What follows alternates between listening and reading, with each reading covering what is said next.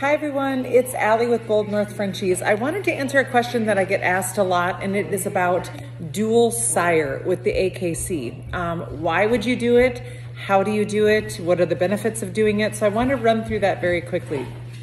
We have done dual sire a couple times because primarily we have a female that of course has a short breeding life, 3 to possibly 4 litters, and you have a lot of plans for her. You may have a few studs that you want to see what she produces with, and you obviously don't have the number of litters in order to do that. And so you may do a dual sire, which means you inseminate her one day with one male, and maybe the next day or 12 hours later with the other alternate male.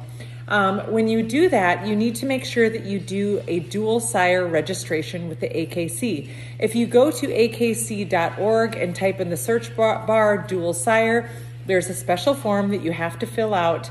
Of course, mom and both males need to be AKC registered, obviously, but you fill out that form. Now, how do you know which puppies belong to which dad?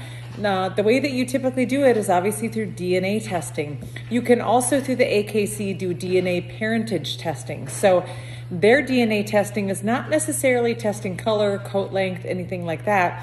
Their DNA testing is specifically for parentage. So, but if you do it kind of an obvious difference with, for example, if you have a brindle stud and then you have an Isabella stud or something like that, you obviously can tell who is the father to that particular puppy.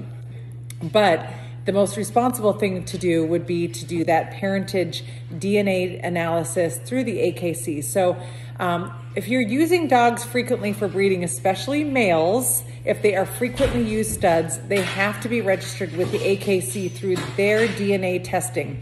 So if you use a stud over 5 times, the DNA will, or the AKC will send you a note and say, before we can register this next litter, you need to buy one of our $50 DNA tests so you can we can have that on file to determine parentage if needed. So for example, if you're doing that dual sire with 2 studs that are used frequently, the AKC already has their parentage tests on their site and in their system. Okay, so hopefully that's helpful to you guys. There is a benefit to doing the dual sire. However, AKC says less than 10% of litters are done through dual sire registration. They still give you the opportunity to do so, and you may want to do that. You may have a female that has 1 litter left and you have 2 bomb studs and you want to see what she will create with both. So it really is an awesome benefit that the AKC does offer that you are able to do as a breeder and owner.